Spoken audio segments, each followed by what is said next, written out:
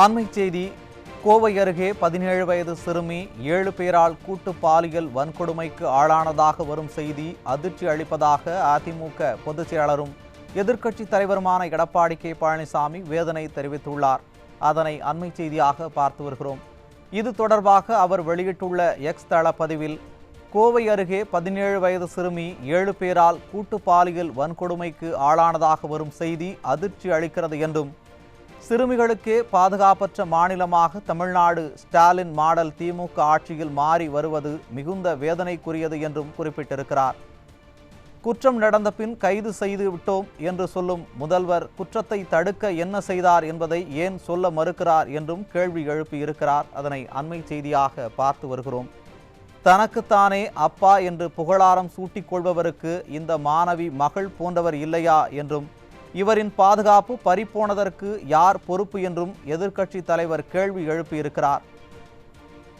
மேலும் பெண்கள் பாதுகாப்பை முற்றிலுமாக துறந்துவிட்டு விளம்பர மோகத்தில் இருக்கும் ஸ்டாலினின் அரசுக்கும் எதிர்க்கட்சி தலைவர் தனது கடும் கண்டனத்தையும் தெரிவித்திருக்கிறார். மேலும் கோவை மாணவி பாலியல் வழக்கில் கைதானோர் மீது கடும் சட்ட நடவடிக்கை எடுக்க வலியுறுத்துவதாக அதிமுக பொதுச் செயலாளர் எடப்பாடி கே பழனிசாமி தனது எக்ஸ் தள பதிவில் குறிப்பிட்டிருக்கிறார். அதனை அண்மை செய்தியாக பார்த்து வருகிறோம்.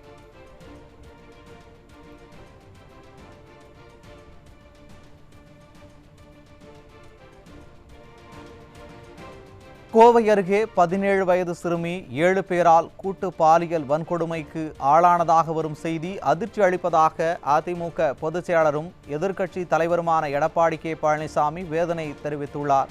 அதனை அண்மை செய்தியாக பார்த்து வருகிறோம்.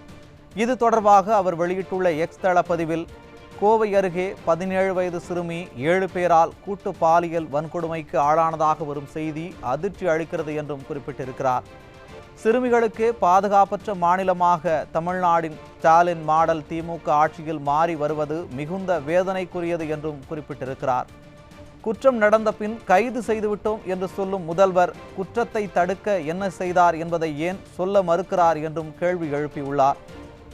தனக்குத்தானே அப்பா என்று புகழாரம் சூட்டிக் கொள்பவருக்கு இந்த மாணவி மகள் போன்றவர் இல்லையா என்றும், இவரின் பாதுகாப்பு பறிப்போனதற்கு யார் பொறுப்பு என்றும் எதிர்க்கட்சி தலைவர் கேள்வி எழுப்பியிருக்கிறார்.